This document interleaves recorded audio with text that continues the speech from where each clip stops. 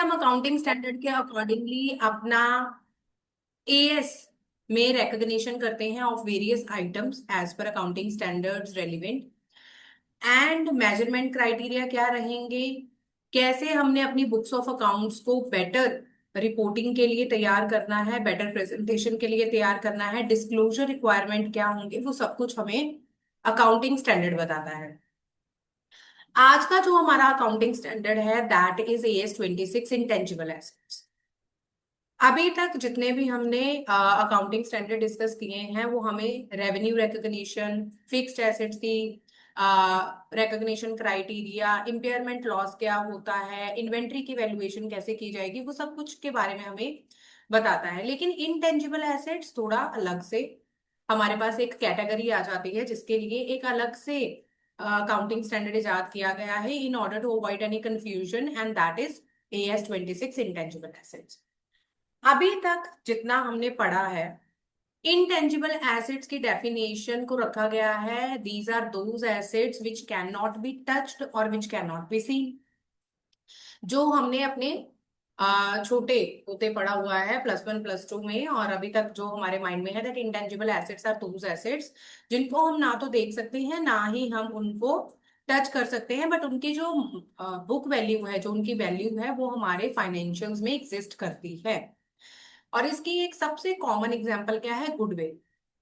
हमें किसी को आज तक उसकी एग्जैक्ट डेफिनेशन गुडविल की नहीं पता। गुडविल का मतलब है रेप्यूटेशन, ब्रांड नेम, जो कि किसी भी बिजनेस ने बनाया है with the consistency of services और विद द बिजनेस। AS 26 हमारी जो इस डेफिनेशन है इंटेंजिबल एसेट की, उसको थोड़ा सा ब्रॉडन करता है, वाइडन करता है। तो बेसिकली आज हम यही डिस्कस करने वाले हैं दैट AS 26 के अकॉर्डिंगली हमारी जो इनटेंजिबल एसेट्स हैं वो क्या होती हैं, कौन कौन सी ऐसी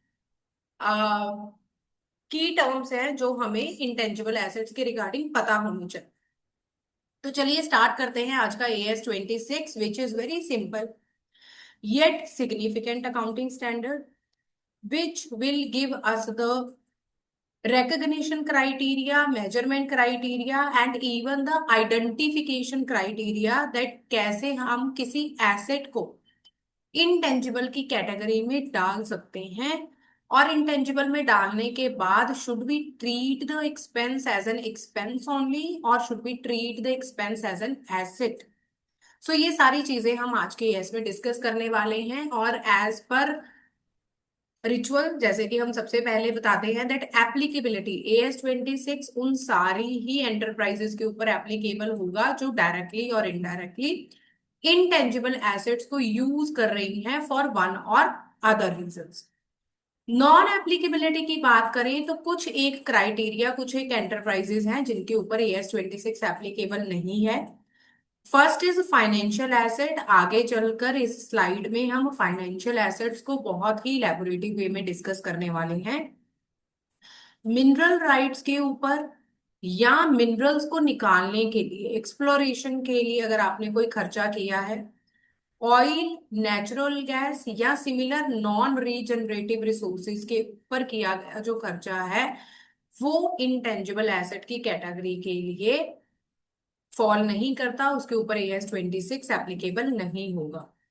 इनटेंजिबल एसेट अगर अराइज हो रहे हैं इंश्योरेंस एंटरप्राइजेस में और उन कॉन्ट्रैक्ट से अराइज हो रहे हैं जो आपने पॉलिसी होल्डर के साथ किए हैं, तो उसके ऊपर भी AS 26 एप्लीकेबल नहीं होगा। इसके अलावा कोई ऐसे इंटेंजिबल एसेट्स जो कि दूसरे अकाउंटिंग स्टैंडर्ड्स में कवर होते हैं, उनके ऊपर प्रायोरिटी दी जाएगी। उन अकाउंटिंग स्टैंडर्ड्स को उस पे भी AS 26 एप्लीकेबल नहीं। लेकिन यहाँ पर एक इंपॉर्टेंट नोट जो दिया गया है दैट अगर आपकी एक्सट्रैक्टिव इंडस्ट्रीज या आपकी इंश्योरेंस एंटरप्राइजेस किसी तरीके का कंप्यूटर सॉफ्टवेयर यूज कर रही हैं या कोई स्टार्टअप कॉस्ट इनकर कर रही हैं, तो उनको हम इंटेंजिबल एसेट मानेंगे और उसके ऊपर AS26 हम लगाएंगे। सो बेसिकली यहाँ पर पॉइंट ऑफ डिस्क्रिमिनेशन है दैट इंश्योरेंस एंटरप्राइजेस का अगर इंटेंजिबल एसेट अराइज हो रहा है due to the reason that contract है विद पॉलिसी होल्डर, तो AS26 नहीं लगेगा। लेकिन इंश्योरेंस एंटरप्राइजेस अगर अपनी एंटरप्राइजेस में यूज कर रही है किसी तरीके का पेटेंट, कॉपीराइट, लाइसेंस या फिर कंप्यूटर सॉफ्टवेयर, तो उसके ऊपर AS26 will be applicable to the extent जो इंटेंजिबल एसेट की क्राइटेरिया में फॉल करता है। नेक्स्ट, किसी भी चीज, किसी भी टॉपिक, किसी भी कंटेंट को पढ़ने से पहले हमें पता होना चाहिए दैट उसका ऑब्जेक्टिव क्या है, क्यों हमने ये वाला अकाउंटिंग स्टैंडर्ड जो है वो बनाया है, इसके पीछे का पर्पस क्या था, इसकी जरूरत क्यों पड़ी।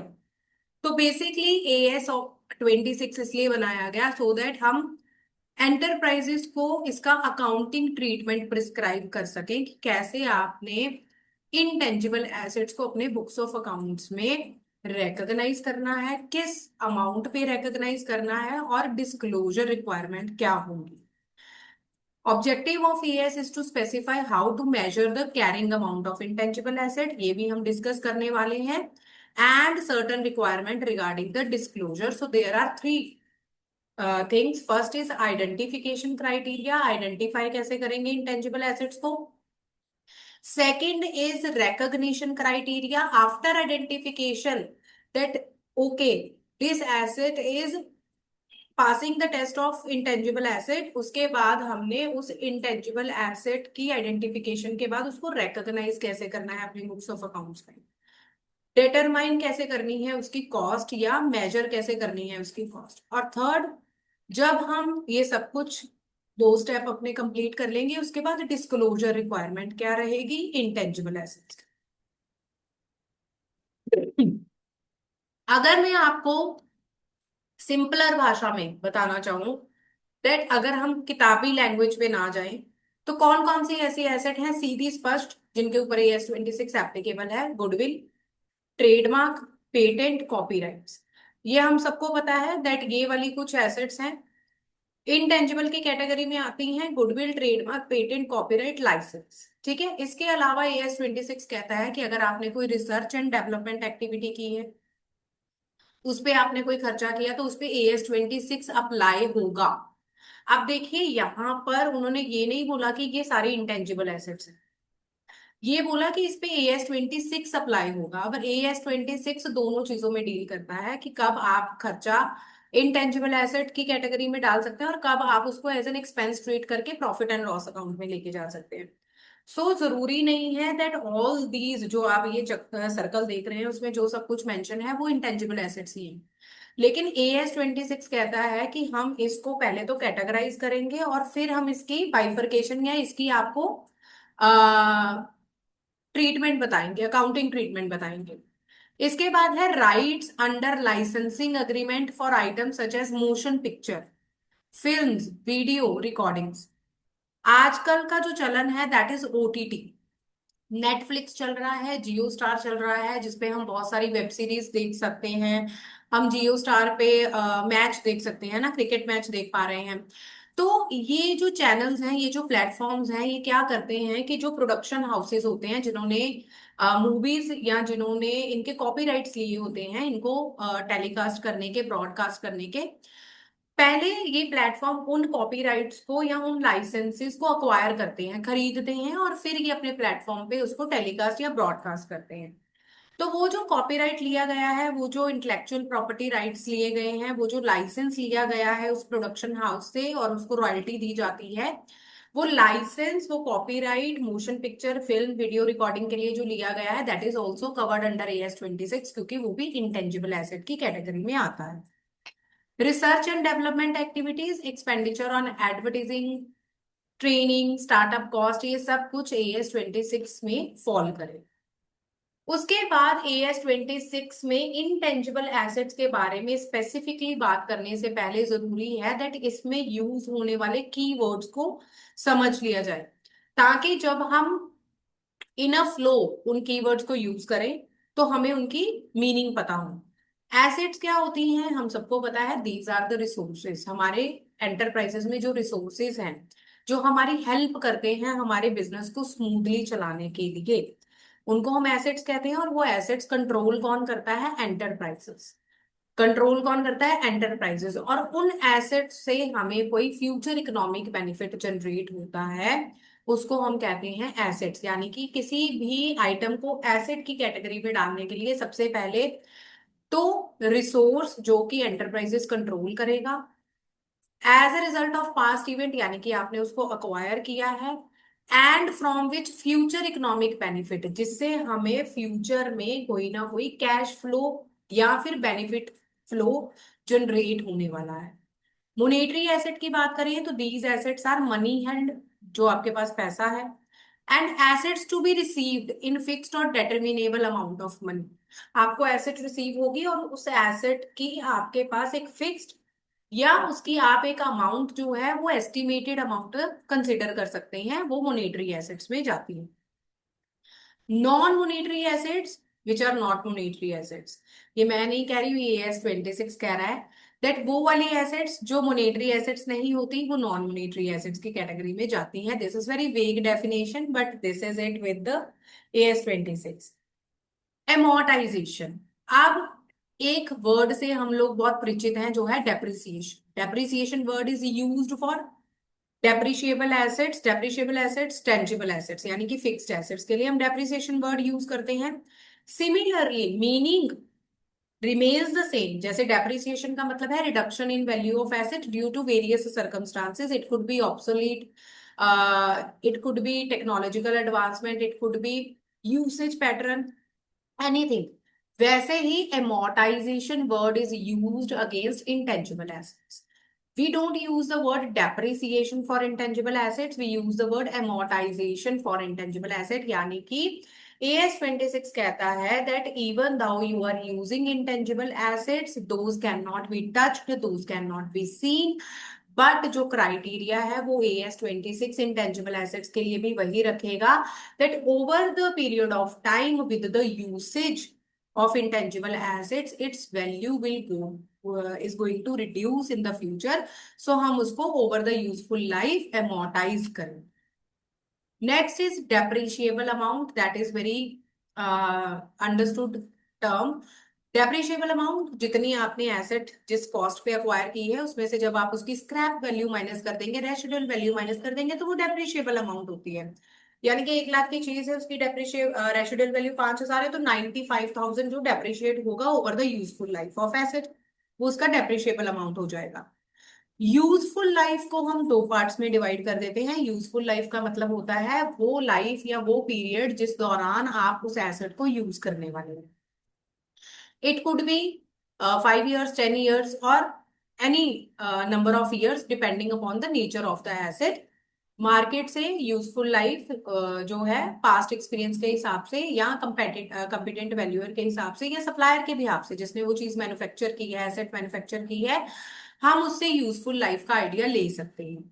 सेकेंडली, कुछ एसेट्स ऐसी होती हैं जिनकी यूजफुल लाइफ आप नंबर ऑफ इयर्स के हिसाब से डिटरमाइन नहीं कर सकते, जैसे कि मैंने आपको AS 10 करवाते टाइम एक एग्जांपल दिया था प्रोजेक्टर्स का।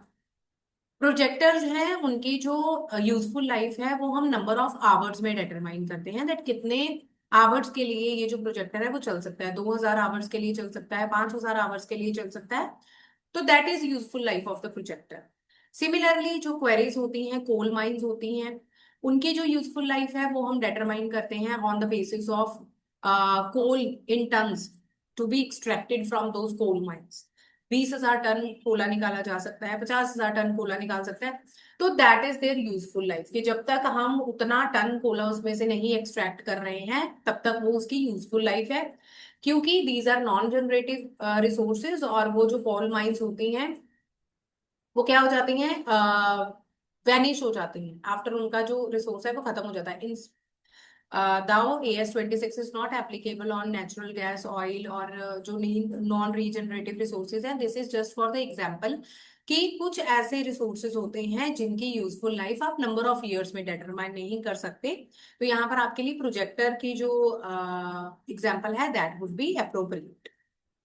Next is impairment loss. पूरे का पूरा AS 28 हम इस पे कर चुके हैं, जहां पर हमने डिटेल में डिस्कस किया था दैट जितने भी एसेट आप अपनी बुक्स ऑफ अकाउंट्स में दिखाते हैं, उन एसेट्स का कैरिंग अमाउंट अगर आपकी रिकवरेबल अमाउंट्स को एक्सीड कर रहा है, ज्यादा है, तो आप इम्पेयरमेंट लॉस को अपनी बुक ऑफ अकाउंट में डिटरमाइन करते हैं by posting it through profit and loss account, by passing an entry P and L account aptly to impairment loss. और क्या ये हम हर बैलेंस शीट डेट पे करते हैं? Answer is no. आपने इम्पेयरमेंट लॉस कब डिटरमाइन करना होता है? जब there are indicators regarding the impairment of the assets. Coming back to AS 26, financial asset. सबसे पहली चीज नॉन एप्लीकेबिलिटी के केस में हमने पढ़ी थी, फाइनेंशियल एसेट्स पे एएस 26 एप्लीकेबल नहीं है। So what are those financial asset? Financial asset की डेफिनेशन क्या है? सबसे पहले तो cash, cash is a financial asset, AS 26 उस पर लागू नहीं होगा। Contractual right to receive cash और another financial asset from another enterprises, किसी और एंटरप्राइजेस से अगर आप किसी भी तरीके की फाइनेंशियल एसेट या कैश रिसीव करने का कंट्रेक्चुअल राइट रखते हैं, that right is also not covered under AS 26 because it is called financial asset and financial asset is out of purview of AS 26. Contractual right to exchange financial instrument with another enterprise under conditions that are potentially favorable.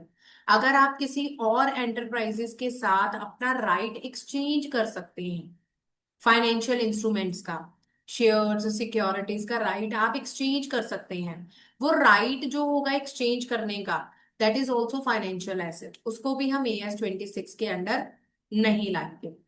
And ownership interest in other enterprises, किसी और enterprises में आपका ownership interest है, यानी कि you are holding more than 50% shares या anything, 50% controlling power, voting power, anything, आपका ownership interest है किसी दूसरी बिजनेस एंटरप्राइजेस में, तो उस पे भी AS 26 नहीं कवर होगा, because it is called financial asset and financial asset is not covered by AS 26। तो इसके साथ हमारा इंपॉर्टेंट की टर्म्स का जो था स्लाइड्स वो खत्म हो गई हैं। अब हमने एसेट की डेफिनेशन पढ़ते टाइम इनटेंजिबल एसेट यानी कि intangible plus asset is equal to intangible asset. तो बेसिकली एसेट में हमने पढ़ा that asset is the resource controlled by an enterprise. Now what that control word means, control का क्या मतलब है? An enterprise controls an asset if the enterprise has the power to obtain the future economic benefit flowing from the underlying resource. Enterprise को controlling तब कहा जाएगा, control तब कहा माना जाएगा एंटरप्राइज का, जब आपके पास पावर है दैट उस पर्टिकुलर रिसोर्स, उस पर्टिकुलर एसेट से होने वाले फ्यूचर इकोनॉमिक बेनिफिट को आप अवेल कर सकते हैं, कंट्रोल कर सकते हैं और किसी दूसरे को रिस्ट्रिक्ट कर सकते हैं to having access to those benefit, यानी कि उन फ्यूचर इकोनॉमिक बेनिफिट का फायदा सिर्फ आप ले सकते हैं, दूसरे पर्सन का एक्सेस आप रिस्ट्रिक्ट कर सकते हैं, दैट उस एसेट से होने वाला फायदा होली एंड सोली आपका होगा, that is called controlling power.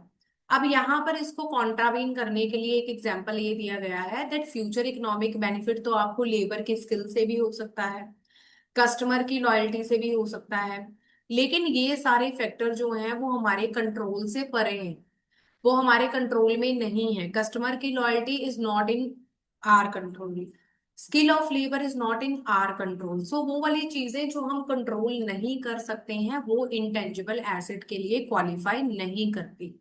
सिर्फ वो वाली एसेट जिसपे हम कंट्रोल कर सकते हैं फुली, वो आपकी एसेट की कैटेगरी में फॉल करेंगी और फिर वो इंटेंजिबल एसेट के लिए क्वालिफाई करती है। अब द मोस्ट इंपॉर्टेंट डेफिनेशन जिसपे पूरे का पूरा AS 26 जो है वो बनाया गया है, दैट इज इंटेंजिबल एसेट क्या होता है। तो सबसे पहले intangible asset is an identifiable. यहां पर मैंने इसीलिए आपको की टर्म्स के फॉर्म में एक एक वर्ड का मीनिंग समझाया, क्योंकि यहां पर जब आप डेफिनेशन में आएंगे तो intangible asset is identifiable monetary asset, तो यहाँ पर दो डेफिनेशंस यूज हो रही हैं, आइडेंटिफाइबल और मोनेटरी एसेट। मोनेटरी एसेट हमने पढ़ा दैट वो वाली एसेट जो कि हम कन्वर्ट कर सकते हैं in cash, in money form, या मनी। सो आइडेंटिफाइबल मतलब सेपरेबल, जिसको आप आइडेंटिफाई कर सकते हैं from other assets without physical substance. As we all know, intangible assets do not have any physical existence. They cannot be touched. That is why they do not have a physical existence. Held for use in production. अब यहाँ पर आपको थोड़ी सी झलक AS10 की definition की आएगी, क्योंकि टेंजिबल एसेट में भी ये जो लास्ट लाइन है वो यूज की जाती है कि ये जो इंटेंजिबल एसेट आपने रखी हैं वो किस पर्पस के लिए रखी हैं। First is held for use in production, या तो आप प्रोडक्शन में यूज करने वाले हैं इंटेंजिबल एसेट्स को, और सप्लाई ऑफ गुड्स और सर्विसेज, आपने गुड्स या सर्विसेज को सप्लाई करना है उसके लिए रखी हैं। For rental to others, even if you are not using those intangible assets on your own in your own enterprises, but you have given those asset for rental purposes to other. Like आप royalty लेते हैं जिसके बदले में आपने assets use करने के लिए दी, पेटेंट यूज करने के लिए दिया, कॉपीराइट यूज करने के लिए दिया, तो asset is not in your possession but you have given या you have sold those assets. तो उस केस में भी जो एसेट्स कॉपीराइट्स या जो आप लाइसेंस सेल कर देते हैं उसके बदले में जो आपको रेंट आ रहा है वो भी इंटेंजिबल एसेट में AS26 में कवर होता है। और फॉर एडमिनिस्ट्रेटिव पर्पस, और आप एडमिनिस्ट्रेटिव पर्पस के लिए भी उन एसेट्स को अगर रख रहे हैं, then also those assets qualified for intangible assets. अब यहाँ पर जो हमने वर्ड आइडेंटिफाइबल यूज किया है उसको बहुत ज्यादा तवज्जो देकर एम्फसाइज कर कर यहाँ पर एक्सप्लेन किया गया है।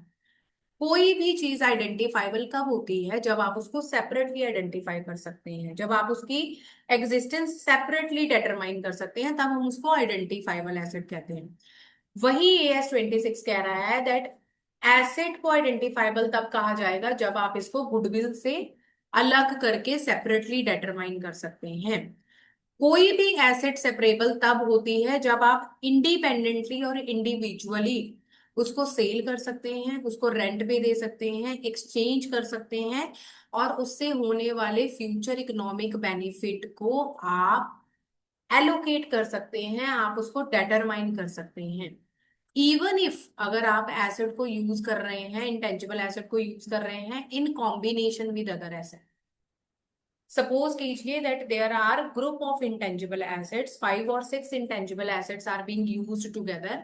आप कॉम्बिनेशन में उस एसेट को यूज कर रहे हैं, but in spite of using it in combination your enterprise is able to determine to recognize the future economic benefit which particular or individual intangible asset will derive in the future, तो हम उसको identifiable ही मानेंगे। यानी कि कोई ऐसी asset जो combination में भी यूज हो रही है, लेकिन देन ऑल्सो हम डिटरमाइन कर सकते हैं कि अगर हम इस पर्टिकुलर एसेट को कॉम्बिनेशन में ना यूज करके इंडिपेंडेंटली इंडिविजुअली यूज करें तो हमें क्या फ्यूचर इकोनॉमिक बेनिफिट मिलेगा, मतलब कि कितना कैश फ्लो जनरेट होगा, कितनी रेवेन्यू जनरेट होगी फ्यूचर में, तो भी हम उसको आइडेंटिफाइबल ही मानेंगे, और वो क्राइटेरिया जो हमने इंटेंजिबल एसेट का पढ़ा है वो फुलफिल हो जाएगा एंड इंटेंजिबल एसेट पे AS26 एप्लीकेबल हो जाएगा। Mode of acquisition again very much similar to AS10 tangible asset. वहां पर भी हमने 5 केसेस पढ़े थे दैट हम इस तरीके से टेंजिबल एसेट को अक्वायर कर सकते हैं। सिमिलरली इंटेंजिबल एसेट को भी आप इन 4 तारीख बेस से अक्वायर कर सकते हैं। पहला, अक्वायर्ड सेपरेटली, अगर आप जा रहे हैं खरीद के ला रहे हैं software, that is acquired separately, यानी कि आपने उसके लिए कुछ प्राइस पे किया और आप उसको खरीद के ले आए। ठीक है, तो बेसिकली परचेज प्राइस इंटेंजिबल की कॉस्ट में आएगा। प्लस अगर आप इंपोर्ट कर रहे हैं, आपने इंपोर्ट ड्यूटी पे की है, that would be added, that would increase your purchase price, that would increase the cost of intangible assets. Similarly other taxes यानी अगर आप GST पे कर रहे हैं उसके ऊपर तो भी आप उसको ऐड करेंगे, लेकिन अगेन अगर वो GST नॉन रिफंडेबल है तो भी ऐड होगी, अगर रिफंडेबल है, रिकवरेबल है, तो अदर टैक्सेस जो हैं वो इसमें ऐड नहीं होंगे। एनी डायरेक्टली एट्रीब्यूटेबल एक्सपेंडिचर, इसके अलावा कोई भी ऐसा expense which was required to bring the intangible asset into its usable condition, intangible asset को उस कंडीशन में लाने के लिए कि हम इसको यूज कर पाए, हमने कोई एक्सपेंडिचर इनकर किया है, that would form part of our cost of intangible asset. तो अगर आप एसेट को अक्वायर करके ला रहे हैं, खरीद के ला रहे हैं, तो परचेज प्राइस में ये सारी आइटम्स जो हैं वो ऐड होंगी, उसके बाद ही आपके पास कॉस्ट ऑफ इंटेंजिबल एसेट्स आए। सेकेंड इज, अगर आपने इंटेंजिबल एसेट अक्वायर किया है बाय एक्सचेंज ऑफ शेयर्स और सिक्योरिटीज, अगेन जितने आपके पास fair value of securities issued है, जो आपने सिक्योरिटी इशू की है उसकी फेयर वैल्यू है, या आपके पास जो आपने एसेट अक्वायर की है उसकी फेयर वैल्यू है, तो इन दोनों में से आप जो क्लियरली एविडेंट होगा आपके पास, उस पे इंटेंजिबल एसेट्स को अपनी बुक्स ऑफ अकाउंट्स में रिकॉर्ड कर सकते हैं। अब the most important part, acquired as a part of amalgamation. वैसे तो अमलगमेशन के ऊपर हम सब जानते हैं that AS 14 is applicable. Amalgamation से रिलेटेड जितने भी कॉन्ट्रैक्ट्स और प्रोविजंस हैं उसके ऊपर AS 14 लगता है। लेकिन अगर आप इंटेंजिबल एसेट की बात करें, आपने कोई भी इंटेंजिबल एसेट अक्वायर किया है as a part of amalgamation, और अमलगमेशन आपकी जो है वो इन नेचर ऑफ परचेज है, परचेज नेचर की है कि आपने दूसरी एंटरप्राइजेस में मर्ज नहीं किया, आपने उसको परचेज कर लिया है, आप परचेजिंग कंपनी है। अब उस केस में अगर आप इंटेंजिबल एसेट की वैल्यू सेपरेटली डिटरमाइन नहीं कर पा रहे हैं, उसकी कॉस्ट आप सेपरेटली डिटरमाइन नहीं कर पा रहे हैं, तो उस इंटेंजिबल एसेट को आप गुडविल में इंक्लूड करके दिखाएंगे। सो ये बहुत ही एक सेपरेट पार्ट आ जाता है, इसको हम बहुत ज्यादा में डिस्कस नहीं करेंगे, लेकिन क्योंकि अमलगामेशन के ऊपर AS 14 एप्लीकेबल है तो उसकी सारी प्रोविजंस लगेंगी। ये एक छोटा सा पार्ट है जो हमारे AS 26 का है, इसलिए हम इसको यहाँ पे डिस्कस कर रहे हैं कि गुडविल का पार्ट बना दो अगर आप किसी इंटेंजिबल एसेट को सेपरेटली रिकॉग्नाइज नहीं कर पा रहे हैं। कब? अमलगामेशन के केस में, और वो भी कब? जब अमलगामेशन इन नेचर ऑफ परचेज है। Fourth way of acquiring intangible asset is by government grant. अब देखिए, अगर आपने कोई भी इंटेंजिबल एसेट एक्वायर किया है bye way of government grant, यानी कि आपको ग्रांट मिली उस इंटेंजिबल एसेट को अक्वायर करने के लिए, तो गवर्नमेंट ग्रांट में या तो देखिए आपने फ्री ऑफ चार्ज, आपने एक भी रुपया पे नहीं किया गवर्नमेंट को, आपको फ्री ऑफ कॉस्ट वो इंटेंजिबल एसेट मिल गई। लेकिन गवर्नमेंट ग्रांट का सेकंड केस ये हो सकता है दैट आपको कुछ अमाउंट, कोई नॉमिनल कंसिडरेशन आपको पे करना पड़ा है in order to acquire that intangible asset. अब यहां पर जो AS 26 है वो ये कहता है दैट मैं अगर फ्री ऑफ चार्ज कोई चीज अक्वायर करके ला रही हूं अपनी एंटरप्राइजेस में, तो कॉस्ट, एक्विजिशन कॉस्ट क्या होगा? Acquisition cost would be nil. So in that case there will be no journal entry passed in my books of accounts, there will be no recognition of intangible asset in my books of accounts, क्योंकि मैंने कुछ pay किया ही नहीं। Intangible asset account debited to क्या करेगा? ठीक है। लेकिन इसका कॉन्ट्ररी इंड एस है, IND AS 38, जो ये कहता है दैट, यहां पर मैं आपको दोनों की नॉलेज दे रही हूँ, अकाउंटिंग स्टैंडर्ड और IND AS की। IND AS 38 यहाँ पर थोड़ा सा अलग कहता है और वो थोड़ा ज्यादा सही है, सटीक है। इनटेंजिबल एसेट्स अगर आपने गवर्नमेंट ग्रांट के द्वारा अक्वायर किया है और आप उसके लिए कोई भी अमाउंट पे नहीं कर रहे, तो आप फेयर वैल्यू, जिस दिन आप उस इंटेंजिबल एसेट को अक्वायर करके अपने पास ले रहे हैं, आप फेयर वैल्यू पे रिकॉर्ड करेंगे। So basically in order to bring the intangible asset into our book of accounts, हमें सामने क्रेडिट साइड पे कुछ चाहिए, intangible account debit to government grant. ठीक है, तो फेयर वैल्यू जो होगी वो हम रिकॉर्ड करेंगे, लेकिन ये कहता है IND AS 38। AS 26 ऐसा कुछ नहीं कह रहा। AS 26 कह रहा है दैट आप एक्विजिशन कॉस्ट पे अक्वायर इसको रिकॉर्ड कीजिए, और एक्विजिशन कॉस्ट तो हमने कोई पे ही नहीं किया, वी आर पेइंग नथिंग। तो उस केस में हम क्या करेंगे? उस केस में हम इस एंट्री को रिकॉर्ड ही नहीं करेंगे, तो हमारी बुक्स में इंटेंजिबल एसेट आएंगी नहीं, हम इसको डिस्क्लोजर के तौर पे दिखाएंगे that these intangible assets are acquired by way of government grant. Again nominal consideration pay कर रहे हैं, तो जितने की उस एसेट की वैल्यू है उससे हमें कोई लेना देना नहीं है, जितना अमाउंट आप पे कर रहे हैं in order to acquire that asset. यानी कि अगर वो 2 लाख की मशीनरी है, 2 लाख की, सॉरी, इंटेंजिबल एसेट है, 2 लाख का लाइसेंस है, 2 लाख का सॉफ्टवेयर है, आप उसके लिए पेमेंट कर रहे हैं 10,000, तो नॉमिनल कंसिडरेशन जो आप पे कर रहे हैं वो ही आप अपनी बुक्स में दिखाएंगे, intangible asset account debited to government grant 10,000 rupees पे। ये AS26 कहता है मोड ऑफ एक्विजिशन के case. Next is recognition criteria.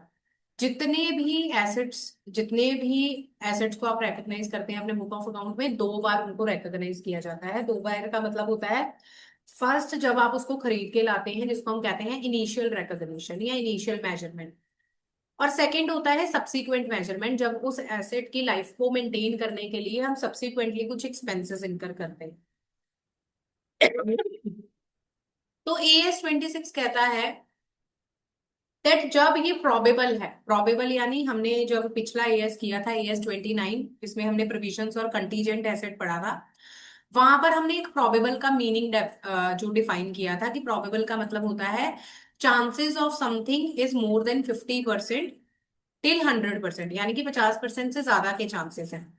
तो AS26 कहता है कि अगर आपको लगता है, इट इज प्रोबेबल कि फ्यूचर इकोनॉमिक बेनिफिट जो होगा इस एसेट से, वो प्रोबेबल है कि पक्का ये एसेट हमें फ्यूचर में कुछ ना कुछ रेवेन्यू जनरेट करके देगा ही, और उस एसेट की कॉस्ट को आप मेजर भी कर सकते हैं रिलायबली, तो इंटेंजिबल एसेट को आप इनिशियली उसकी कॉस्ट पे ही मेजर कीजिए, यानी कि जिस कॉस्ट पे आप उस एसेट को अक्वायर करते हैं। सो बेसिकली बहुत ही सिंपल सा फंडा है that intangible asset would be recorded at cost only if these two conditions are fulfilled, that future economic benefit asset से एट्रीब्यूटेबल है, एसेट को एलोकेट किया जा सकता है, और एसेट की कॉस्ट आप रिलायबली मेजर कर सकते हैं। अब आ गया सबसे कंट्रोवर्शियल मुद्दा, इंटरनली जनरेटेड गुडविल। अब जो गुडविल होती है वो इंटरनली जनरेटेड, मतलब कि एक तो परचेज्ड गुडविल होती है, जब हम किसी का बिजनेस परचेज करते हैं तो हम कहते हैं कि इसके साथ उसकी गुडविल भी चल के आई हमारे बिजनेस में। इंटरनली जनरेटेड गुडविल यानी कि जब आप पिछले 30 सालों से 40 सालों से अपना प्रोफेशन कैरी ऑन कर रहे हैं, अपना बिजनेस कैरी ऑन कर रहे हैं, तो there is some reputation of your business in the market due to your services, due to your dealing, due to your business practices, due to your discipline, it could be anything. तो internally generated जो goodwill है, it is not recognized as an asset because it is not an identifiable resource controlled by enterprise that can be measured reliably at cost। अब देखिए practically जब हम देखते हैं तो हम गुडविल को एसेट के तौर पे दिखाते हैं, ठीक है, लेकिन AS26 क्या कहता है कि इंटरनली जनरेटेड जो गुडविल है, इंटरनली जनरेटेड यानी कि आप इतने सालों से जो काम कर रहे हैं, अब उसमें गुडविल का क्या पार्ट हिस्सा है, आप उसको एसेट के तौर पे रिकॉग्नाइज कर ही नहीं सकते। कितनी कॉस्ट है, किस अमाउंट पे आप उस गुडविल को रिकॉग्नाइज करेंगे। यानी कि अगर मैं अपने प्रोफेशन में पिछले 15 सालों से हूं और मेरे पास जो क्लाइंट्स आ रहे हैं, even though they are due to the reason that I am doing my practice in some manner, by following some rules, by following some disciplines, वो गुडविल की वजह से ही आ रहे हैं, लेकिन मैं अपने बुक ऑफ अकाउंट में उस गुडविल को कहाँ दिखाऊं और कैसे दिखाऊं, किस कॉस्ट पे दिखाऊं। तो इसीलिए AS26 कहता है कि जो इंटरनली जनरेटेड गुडविल है ना, उस गुडविल को हम एज एन एसेट अपनी किताबों में रिकॉर्ड नहीं करते, बिकॉज हमारे पास कोई बेस नहीं है। It is not an identifiable resource जिसको हम सेपरेटली आइडेंटिफाई करें कि इस गुडविल की वजह से मेरे पास आज 10 क्लाइंट हैं। ऐसा आप कुछ नहीं कर सकते, आप उसको सेपरेटली आइडेंटिफाई नहीं कर सकते दैट इस गुडविल की वजह से मेरे को इतना अमाउंट ऑफ रेवेन्यू फ्यूचर में जनरेट होने वाला है। That is not possible. Enterprise उसको कंट्रोल नहीं कर रहा और उसकी कॉस्ट को आप मेजर भी नहीं कर सकते रिलायबली। इसीलिए internally generated goodwill is an exception. उसको हम इंटेंजिबल एसेट ट्रीट तो कर सकते हैं, लेकिन बुक्स ऑफ अकाउंट में हम उसको रिकॉग्नाइज नहीं करते एज एन एसेट। अब आ जाएंगे इंटरनली जनरेटेड इंटेंजिबल एसेट्स। अब इंटरनली जनरेटेड गुडविल और इंटरनली जनरेटेड इंटेंजिबल एसेट्स में बहुत फर्क है, क्योंकि जब आप अपनी एंटरप्राइजेस में कोई इंटेंजिबल एसेट जनरेट कर रहे हैं तो you know the cost, you know the controlling factor. AS26 कहता है कि अगर आप अपनी एंटरप्राइजेस में किसी तरीके का लाइसेंस बना रहे हैं, किसी तरीके का सॉफ्टवेयर बना रहे हैं, किसी तरीके की इनोवेशन कर रहे हैं जिसका पेटेंट आप रजिस्टर करवाएंगे, किसी तरीके का आपका प्रोडक्शन हाउस है, कॉपीराइट्स हैं आपके पास आईपीआरस हैं, तो उस केस में हम सबसे पहले आपकी जो एक्टिविटीज हैं, जो आपके फेजेस हैं, उसको दो पार्ट्स में डिवाइड कर देंगे। To assess whether an internally generated intangible asset meet the recognition criteria of an asset, enterprise classify the generation of asset into two part। जिस प्रोसेस को फॉलो करके आपकी एसेट तैयार हो रही है उसको हम दो पार्ट्स में डिवाइड करेंगे। पहला research phase, second is development phase. Research phase यानी कि आप उस दौरान सिर्फ और सिर्फ वेरियस प्रोसीजर लगा के, बहुत सारी एक्टिविटीज लगा के आप उस एसेट को, इंटेंजिबल एसेट को डेवलप करने के लिए अभी सिर्फ स्टडी कर रहे हैं, वेरियस रिसर्चेज कर रहे हैं। दूसरा है डेवलपमेंट फेज, यानी कि आपकी रिसर्च पीरियड, आपकी स्टडी, आपकी जो सर्वे है, वो सब कुछ कंप्लीट हो गया है और अब आप डेवलपमेंट फेज यानी कि उस स्टडी के बेस पे, उस रिसर्च के बेस पे आप एक फाइनल आउटपुट जो है वो सामने देने वाले हैं। सो बेसिकली यहाँ पर हम बात कर रहे हैं इंटरनली जनरेटेड इंटेंजिबल एसेट्स की, जो कि बिल्कुल ही ऑल टुगेदर डिफरेंट है इंटरनली जनरेटेड गुडविल से। अगर कोई एंटरप्राइजेस अपनी रिसर्च फेज और डेवलपमेंट फेज को डिस्टिंग्विश नहीं कर पा रहे, तो एंटरप्राइज उस एक्सपेंडिचर को ट्रीट करेगी as if it were incurred in the research phase only. यानी कि आप कोई ऐसा एसेट जो है वो बना रहे हैं जिसमें आप रिसर्च फेज को और अपने डेवलपमेंट फेज को बाइफरकेट नहीं कर सकते हैं, कैटेगराइज नहीं कर सकते। आपको नहीं पता कि आपका रिसर्च फेज कहाँ पे खत्म हुआ, कहाँ पे डेवलपमेंट फेज स्टार्ट हो गया। उस केस में आप किए गए खर्चे को ट्रीट करेंगे दैट वो रिसर्च फेज में ही हुआ है। अब इसका जो डिफरेंस है वो आगे आएगा, आपको पता चलेगा कि क्यों हम रिसर्च फेज और डेवलपमेंट फेज का यहाँ पर डिस्कशन कर रहे हैं।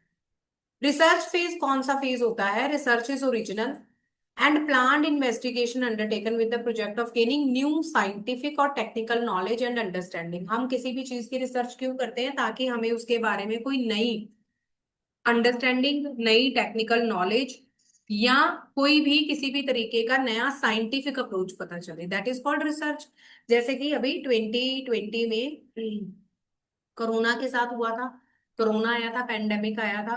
उस केस में कोरोना आने के बाद कितनी सारी रिसर्चेज हुई, बहुत सारी मेडिकल रिसर्चेज हुई, बहुत सारी दवाइयां बनी, मेडिसिन आई, बहुत सारे इंजेक्शंस आए उसके बाद। तो वो जो सारा फेज था, जब ये सारी स्टडी की गई कि सिम्टम्स क्या हैं, कब कितने दिनों तक बुखार आता है, कब आपके लंग्स इन्फेक्ट होते हैं, तो ये सब कुछ क्या है? रिसर्च। आपने स्टडी किया, ठीक है, आपने उस सब पे रिसर्च किया दैट किन केसेस में कितने दिनों तक ये रहेगा, कौन से आपने प्रिस्क्रिप्शंस लेनी है, कौन से आपने क्योर लेने हैं, ठीक है। तो ये सारी चीजें जो हैं ये रिसर्च फेज में आती हैं। No intangible asset arising from research. अभी मैंने आपको बोला दैट अभी आपको थोड़ा सा 2 मिनट बाद पता चलेगा कि रिसर्च और डेवलपमेंट फेज पे हम इतना ज्यादा इलेबोरेशन क्यों दे रहे हैं। जब आप रिसर्च कर रहे हैं उस दौरान आपके पास कोई भी इंटेंजिबल एसेट जो है वो अराइज नहीं हुई है। No intangible asset arising from research or from the research phase should be recognized। इसीलिए हम रिसर्च फेज में जितना खर्चा करते हैं, जो भी एक्सपेंस आपने किया, that would not be treated as your intangible asset। That would not be treated as your intangible asset। Expenditure on research or on the research phase should be recognized as an expense when it is incurred।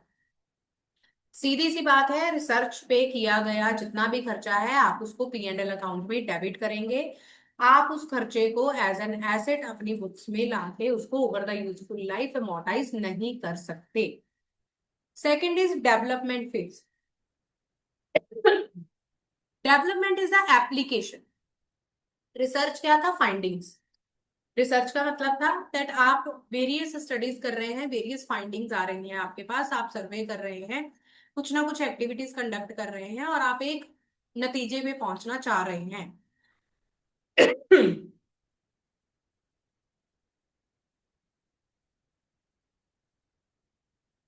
Development is the application of research finding. उन research finding को apply finally करने का time आ गया।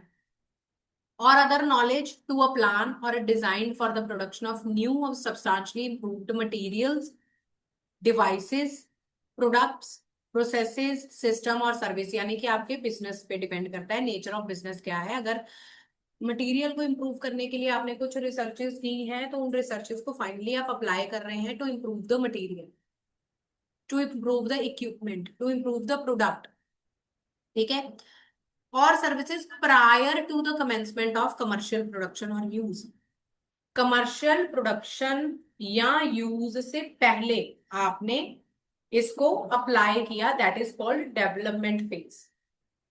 यानी कि commercially उस product को यूज करने से पहले या उसमें प्रोडक्शन करने से पहले आपने जो रिसर्चेस की थी उनको अप्लाई किया है, ये सारी इंप्रूवमेंट्स के लिए, तो ही आपका वो डेवलपमेंट फेज है। और डेवलपमेंट फेज में किए गए जितने भी खर्चे हैं वो सारे आप as an intangible asset treat करेंगे और उसको अपनी बुक्स ऑफ अकाउंट्स में रिकॉग्नाइज करेंगे, प्रोवाइडेड आपकी ये सारी की सारी कंडीशंस फुलफिल हो रही हूँ। दैट आपके पास टेक्निकल फिजिबिलिटी है इंटेंजिबल एसेट की, फिजिबिलिटी को चेक करने की कि क्या ये इंटेंजिबल एसेट फर्दर यूज के लिए या सेल के लिए कैपेबल है, एफिशिएंट है। Its intention to complete the intangible asset and use और सेल इट। अगर एंटरप्राइजेस की इंटेंशन है कि मैंने इंटेंजिबल एसेट को डेवलपमेंट फेज के बाद कंप्लीट करना है, ट्रायल रन में लेके जाना है ताकि मैं इसको यूज कर सकूं या सेल कर सकूं, इट्स एबिलिटी टू सेल, ये सेल कर सकता है, इसके पास राइट्स हैं एंटरप्राइजेस के पास। और कैसे ये इंटेंजिबल एसेट मेरे को फ्यूचर में इकोनॉमिक बेनिफिट जनरेट करके देंगी, और इस एंड जो इंटेंजिबल एसेट है इसके साथ कौन से खर्चे या कौन से एक्सपेंडिचर हैं वो रिलेट करते हैं, एट्रीब्यूटेबल हैं। अगर ये सारी की सारी कंडीशंस फुलफिल हो जाती हैं तो डेवलपमेंट फेज में किए गए खर्चे को आप as an intangible asset treat करेंगे। अपनी बुक्स ऑफ अकाउंट्स में उसको कॉस्ट पे रिकॉग्नाइज करेंगे, कॉस्ट निकालने का तरीका हमने सीख लिया है। और अपनी बुक्स ऑफ अकाउंट्स में उस इंटेंजिबल एसेट को आप एट कॉस्ट रिकॉग्नाइज कर लेंगे, provided all these conditions are fulfil. अब AS 26 कहता है कि इतनी ज्यादा लंबी डिस्कशन के बाद मैं आपको एक टिप देना चाहता हूं, दैट अगर इंटरनली जनरेटेड ब्रांड्स हैं, मैस्ड हेड्स हैं, पब्लिशिंग टाइटल्स हैं, कस्टमर की लिस्ट हैं, and item similar in substance या इससे ही मिलती जुलती कुछ आइटम्स हैं, cannot be distinguished from the cost of developing the business as a whole। और इन सब की कॉस्ट को हम पूरे बिजनेस की कॉस्ट से डिस्टिंग्विश यानी कि डिफरेंशिएट नहीं कर सकते, तो उन केसेस में such items are not recognized as intangible asset. इन चीजों को हम सेपरेटली इंटेंजिबल एसेट में ट्रीट नहीं करें। Calculation of cost of self generated intangible asset, ये सब कुछ हमने नीचे पढ़ा। That self generated intangible asset की कॉस्ट को आप कैलकुलेट कैसे करेंगे? Again it is very much similar to self generated tangible assets, fixed asset, जैसा हमने AS 10 में पढ़ा था। आपको पता है दैट मटेरियल और सर्विसेज क्या यूज हुए हैं इंटेंजिबल एसेट के लिए। आपने अपने पर्सोनल को सैलरी और वेजेस क्या पे की हैं, स्पेसिफिकली जो कि स्पेसिफिकली और डायरेक्टली एट्रीब्यूटेबल है विद द इंटेंजिबल एसेट्स। इसके अलावा कोई भी ऐसा खर्चा जो डायरेक्टली एट्रीब्यूटेबल है with generation of intangible assets, या ओवरहेड जो कि इस एसेट को जनरेट करने के लिए इनकर किए गए हैं, चाहे वो कॉमन ओवरहेड भी हों, लेकिन अगर आप उसको रीजनेबल बेसिस पे इस स्पेसिफिक इंटेंजिबल एसेट के साथ रिलेट कर पा रहे हैं, तो उसकी कॉस्ट भी would form part of cost of self generated intangible asset. पीछे हमने पढ़ा था अक्वायर्ड इंटेंजिबल एसेट, लेकिन यहाँ पर हम इंटेंजिबल एसेट को खुद बना रहे हैं, किसी सॉफ्टवेयर को खुद बना रहे हैं, उस बनाने की जो लागत आई है उसमें ये सब कुछ ऐड होगा और उसकी कॉस्ट निकलेगी। कॉस्ट में क्या नहीं आएगा? सेलिंग ओवरहेड नहीं आएगा, क्योंकि हम क्या कहते हैं, चाहे टेंजिबल एसेट हो चाहे इंटेंजिबल एसेट हो, till the date that asset is not ready to use, तब तक के जितने भी खर्चे होते हैं वो सब कुछ हम कॉस्ट में इंक्लूड कर देते हैं। जब तक वो एसेट रेडी नहीं है यूसेज के लिए, क्योंकि कोई भी ऐसा खर्चा जो जरूरी है उस एसेट को यूजेबल कंडीशन में लाने के लिए, उसको हम ऐड करते हैं। सेलिंग ओवरहेड एसेट के बनने के बाद वाले खर्चे हैं, उसको मार्केट में सेल कैसे करेंगे। एडमिनिस्ट्रेटिव ओवरहेड ऑफिस एक्सपेंसेस हैं, हमने उसको मेंटेन कैसे करना है, उसकी मार्केटिंग कैसे करनी है। Other general overhead, training cost, अगर आप अपने एम्प्लॉयज को दे रहे हैं कि इसको आप ट्रेन कर रहे हैं कि इस एसेट को हमने चलाना कैसे है, तो वो asset is ready for use. ठीक है। ट्रेनिंग कॉस्ट आप इसलिए नहीं दे रहे कि इसको हम बनाएंगे कैसे, नहीं, वो बन के तैयार है, उसके बाद आप अपने एम्प्लॉयज को ट्रेनिंग दे रहे हैं कि इसको ऑपरेट कैसे करना है। That cost would not be added और would not form part of the cost of intangible asset. इसके अलावा अगर आपके इनिशियल ऑपरेटिंग लॉसेस आ गए before an asset achieve planned performance, जो आपकी एक नॉर्मल कैपेसिटी है, आपने जो एसेट बनाया है, इजाद किया है, उसकी एक नॉर्मल कैपेसिटी है, उस नॉर्मल कैपेसिटी तक वो नहीं पहुंच पाई अभी तक, उसकी वजह से आपको इनिशियल ऑपरेटिंग लॉसेस आ रहे हैं, वो भी आपकी कॉस्ट में ऐड नहीं होंगे।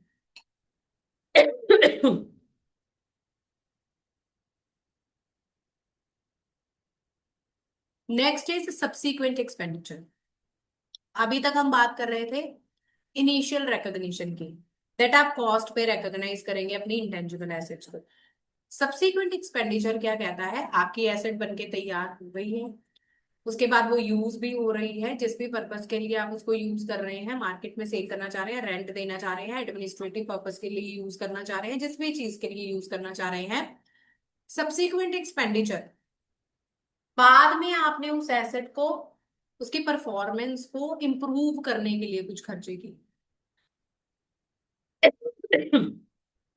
It is probable that the expenditure will enable the asset to generate future economic benefit in excess of its originally assessed standard of performance। जब आप किसी एसेट को बनाते हैं तो उस टाइम पे हम उससे एक्सपेक्टेशन रखते हैं दैट ये इतना फायदा करवाएगी हमारा, इतने सालों तक चलेगी, इतना फ्यूचर इकोनॉमिक बेनिफिट इसका हमें होगा।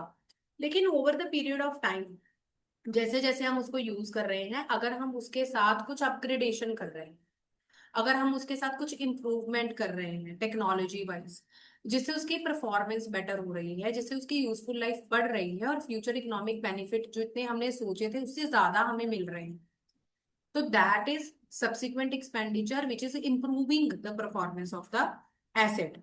एंड वो जो खर्चा है that can be measured reliably, और उसको हम एट्रीब्यूट कर सकते हैं टू द एसेट।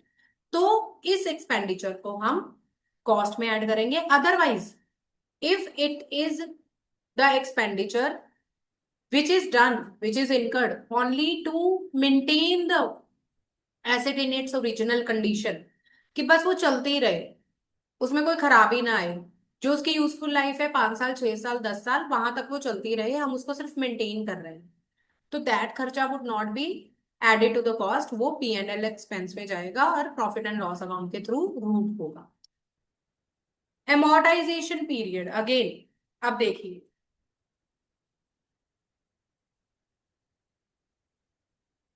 AS 26 कहता है दैट हम ये प्रिज्यूम करके चलते हैं दैट कोई भी किसी भी तरीके की इंटेंजिबल एसेट हो, उसकी जो यूजफुल लाइफ है वो सिर्फ 10 ईयर्स होती है, उससे ज्यादा इंटेंजिबल एसेट की यूजफुल लाइफ नहीं है।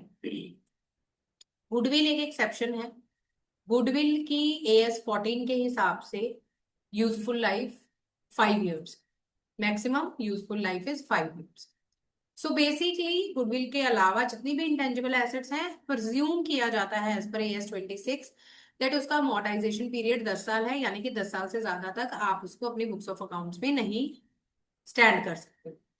लेकिन अगर आपके पास कोई परसुएसिव एविडेंस है और उन परसुएसिव एविडेंसेस के बेसिस पे आप ये बता सकते हैं दैट हमारे पास जो इंटेंजिबल एसेट है that can long for more than 10 years, तो आपको उसके लिए डिस्क्लोजर देना पड़ेगा और साथ में रीजंस बताने पड़ेंगे दैट किन बेसिस पे आप अपने इस जजमेंट को, इस स्टेटमेंट को जस्टिफाई कर रहे हैं। amortizes the intangible asset over the best estimate। तो जितने सालों के लिए आप कह रहे हैं उसकी यूजफुल लाइफ है, उतने सालों के लिए आप उसको एमोर्टाइज कीजिए।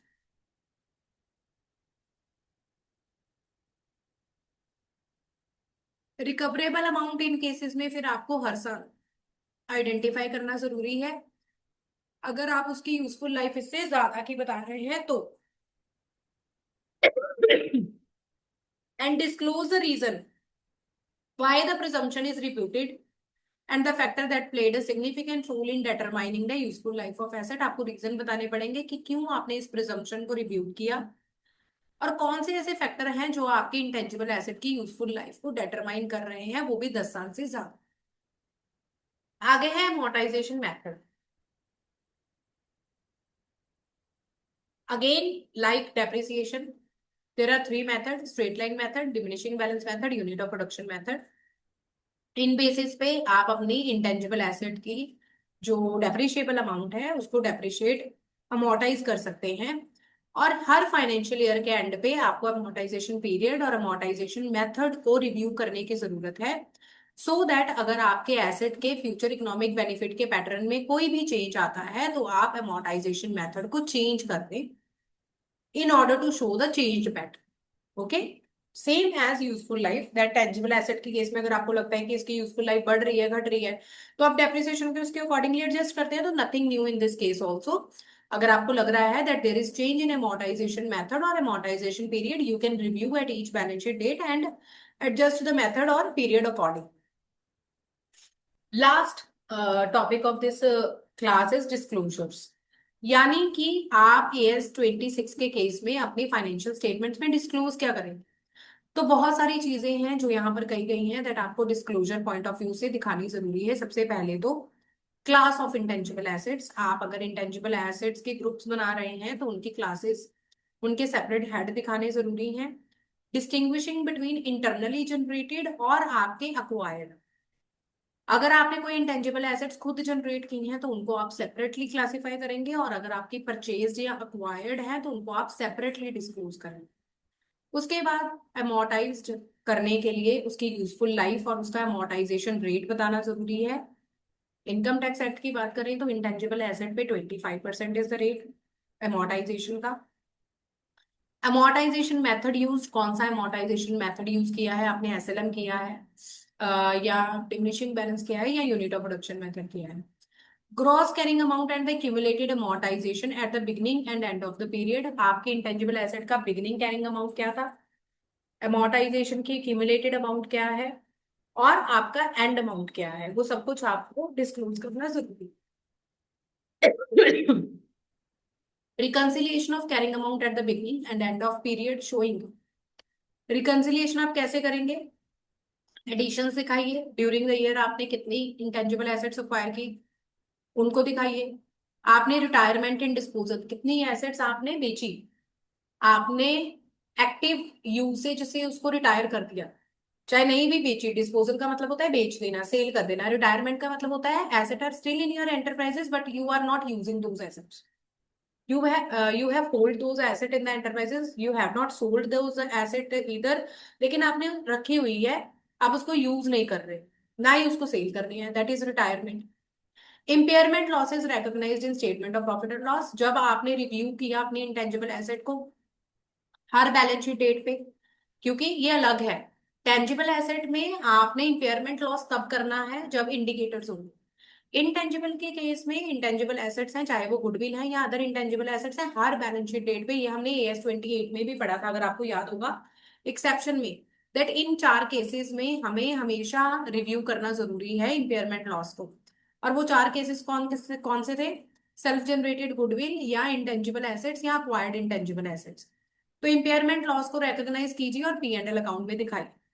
इम्पेयरमेंट लॉस अगर आपने रिवर्स किए हैं, यानी कि अगर आपको लगता है कि इंटेंजिबल एसेट की कैरिंग अमाउंट जो आपकी किताबों में है वो अब रिकवरेबल अमाउंट के कंपैरेटिवली कम है, ठीक है, तो आप उसकी रीवैल्यूएशन कर रहे हैं, या आपके कुछ ऐसे इंडिकेटर्स है जो बता रहे हैं कि आने वाले टाइम में अब आपके एसेट की वैल्यू इंक्रीज हो गई है, तो आपको क्या करना पड़ेगा? रीवैल्यूएशन रिजर्व में साथ साथ इंपेयरमेंट लॉस को भी रिवर्स करना पड़ेगा। ये सारा प्रोसीजर हम AS 28 में बहुत डिटेल से पढ़ चुके हैं, तो वो भी यहाँ पे दिखाइए।